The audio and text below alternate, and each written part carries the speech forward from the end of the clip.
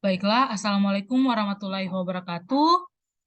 Perkenalkan, saya dari kelompok 2 dan di sini saya sebagai selaku moderator. Pada kesempatan kali ini, kelompok kami akan menjelaskan tentang dasar-dasar multimedia. Nah, selanjutnya saya akan memperkenalkan nama anggota kelompok terlebih dahulu, di mana anggota kelompok 2 ini terdiri dari Laude Zahirul Hikmah dengan NIM S1E1 19060.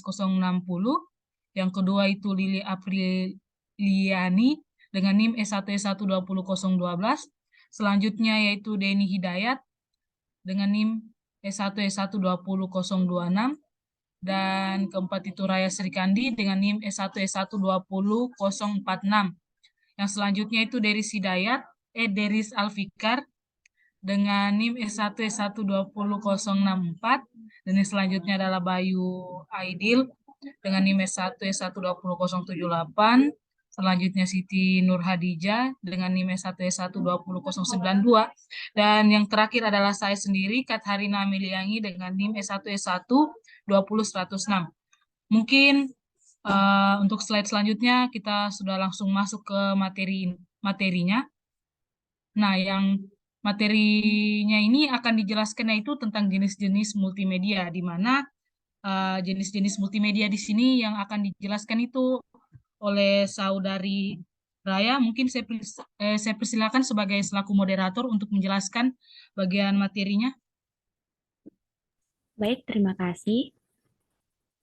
Eh, Materi jenis-jenis multimedia. Next. Nah, yang pertama itu ada multimedia interaktif. Multimedia interaktif ini adalah jenis multimedia yang memungkinkan pengguna dapat mengontrol komponen-komponen di dalamnya. Tipe ini lebih mengutamakan personalisasi pemakaian multimedia sesuai keinginan penggunanya. Contohnya seperti game, media web, pemutar video, program aplikasi, CD interaktif, virtual reality atau VR, dan masih banyak lagi. Yang kedua ada multimedia hiperaktif. Multimedia hiperaktif ini adalah jenis multimedia yang memanfaatkan hubungan antara setiap komponen multimedia. Sifatnya juga interaktif, sehingga pengguna dapat memilih asupan informasi sesuai selera melalui tautan yang tersedia, seperti website, www, mobile banking, game online, dan masih banyak lagi. Dan yang terakhir ada multimedia linear, di mana multimedia linear ini adalah jenis multimedia yang bersifat tidak interaktif. Artinya, pengguna hanya bisa menikmati sajian informasi secara linear, tanpa memiliki kesempatan untuk mengontrolnya sendiri. Penyajian multimedia linear harus berurutan atau sekuensial dari awal sampai akhir. Beberapa contohnya yaitu e-book, film, musik, siaran TV, dan lainnya. Itu saja dari saya kembalikan kepada moderator. Baik, terima kasih kepada Saudari Raya atas pemaparan materinya. Mungkin slide selanjutnya saja. Nah, slide selanjutnya itu tentang aplikasi multimedia. Nah, untuk aplikasi multimedia ini akan dijelaskan oleh Saudari Lili. Mungkin kepada Saudari Lili saya mempersilakan untuk memaparkan apa materinya. Saya persilakan. Baik, terima kasih moderator. Langsung saja di sini untuk materi yang kedua ada aplikasi multimedia.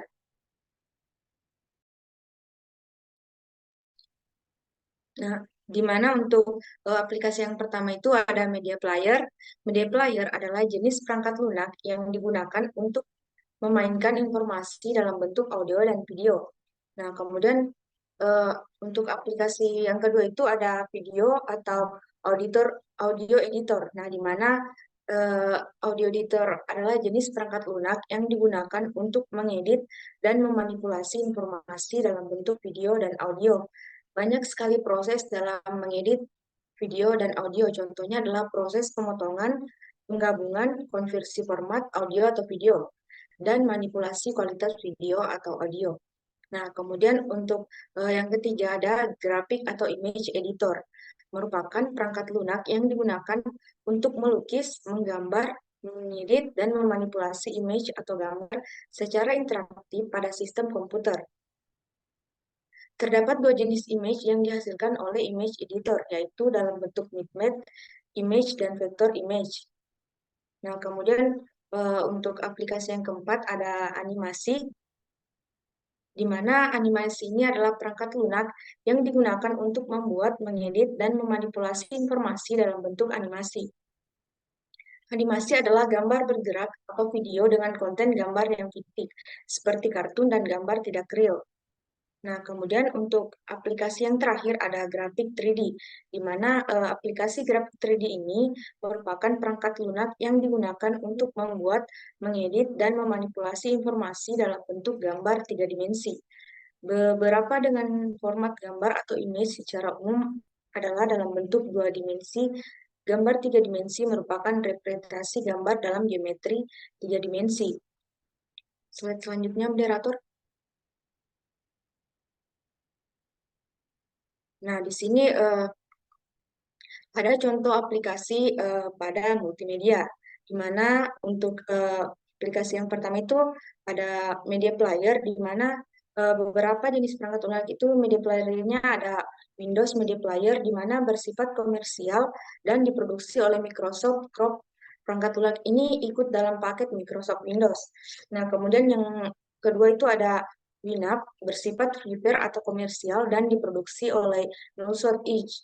Nah, kemudian untuk aplikasi yang kedua itu ada Adobe Premiere Pro yang bersifat komersial dan diproduksi oleh Adobe System. Nah, kemudian yang kedua ada CapCut. Nah, di mana aplikasi ini merupakan pengeditan video all-in-one gratis yang membantu pengguna membuat video berkualitas tinggi, lebih mudah dan lebih cepat.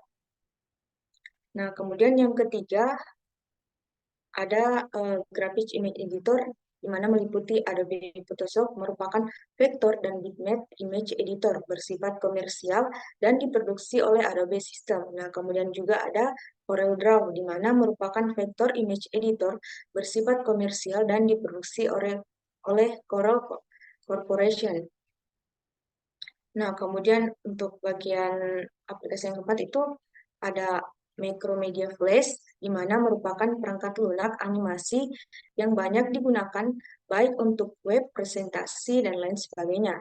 Kemudian ada Houdin Animation Software, bersifat komersial dan diproduksi oleh Side Effect Software. Nah, kemudian yang terakhir ada Power Animator, yang dimana merupakan generasi pendahulu dari Maya untuk membuat animasi.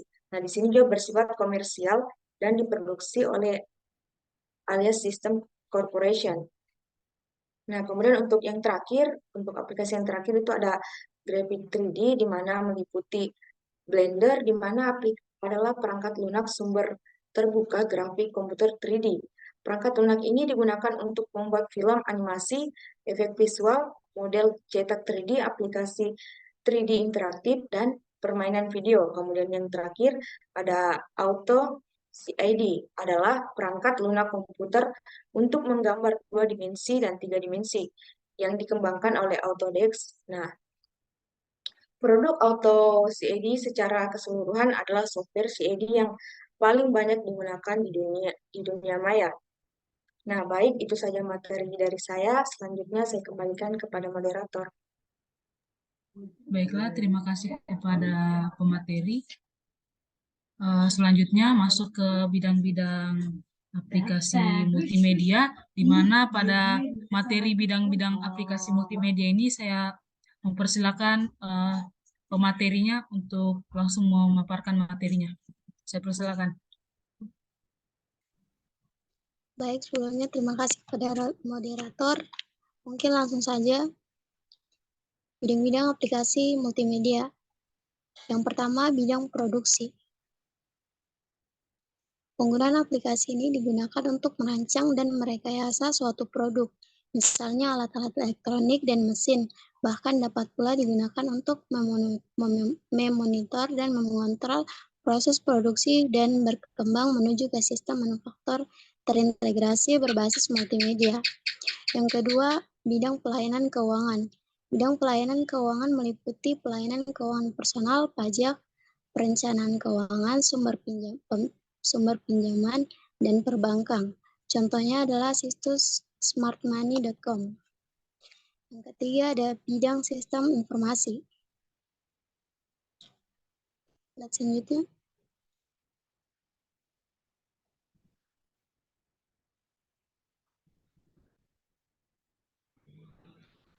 Bidang sistem informasi.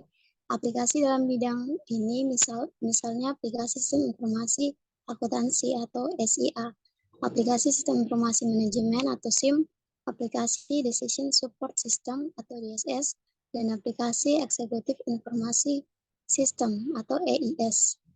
Yang keempat ada bidang pemasaran.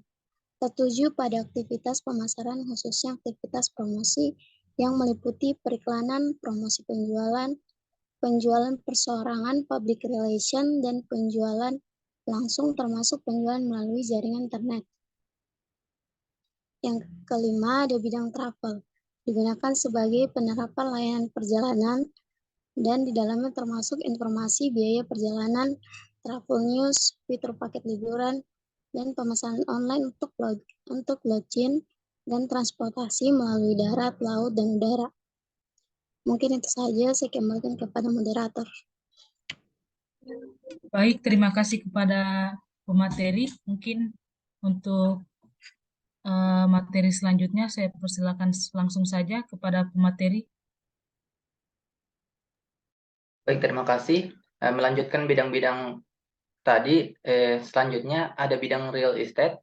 Di sini bidang ini memungkinkan pembeli mengunjungi ratusan properti lewat dunia maya, melihat foto rumah on screen, memeriksa perencanaan lantai, melihat peta jalan, dan mempelajari demografi sekeliling rumah.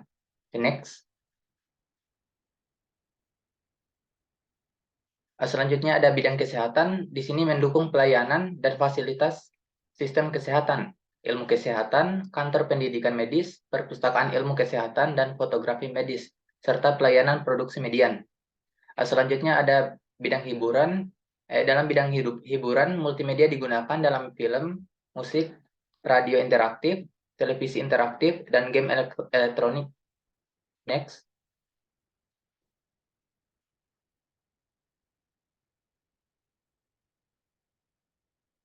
Selanjutnya ada bidang publishing. Banyak informasi yang dapat dipublikasikan secara elektronik melalui dokumentasi elektronik, misalnya penyajian buku yang setiap materinya dapat terdiri dari grafik, animasi, audio, dan video. Dan yang terakhir ada bidang pemerintahan. Untuk bidang pemerintahan, aplikasi multimedia yang paling menonjol dalam bidang ini adalah e-government, profil departemen, dan kios informasi tentang kota. Nah, itu saja materi dari saya kembalikan kepada moderator. Baik, terima kasih kepada pemateri. Untuk slide selanjutnya itu tentang penerapan aplikasi multimedia sebagai media informasi yang efektif dan interaktif. Nah, untuk kepada pemateri yang akan memaparkan materinya, saya persilakan mungkin langsung saja.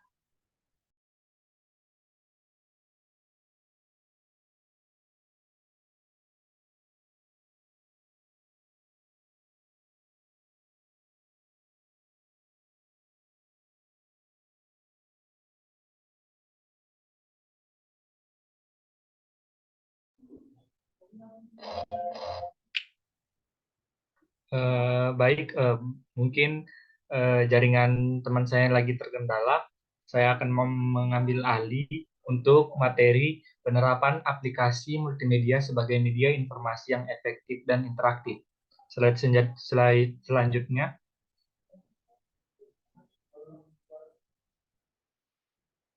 Untuk penerapan multimedia sebagai media informasi dan publikasi yang efektif, itu multimedia interaktif mempunyai banyak sekali kelebihan dibandingkan media cetak.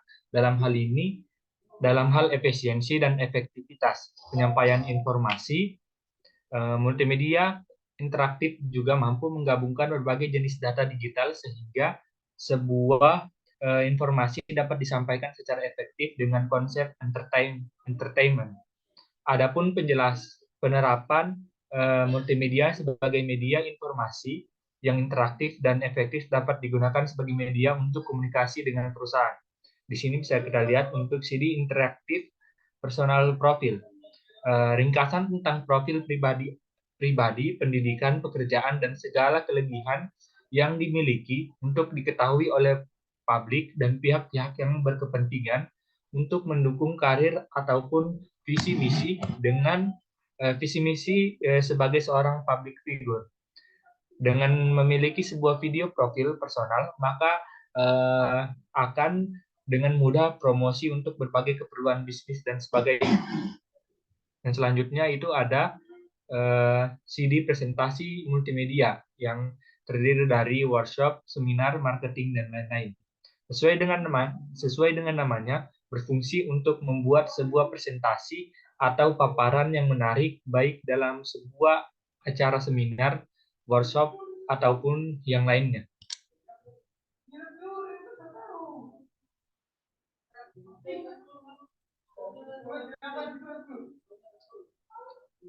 Slide selanjutnya.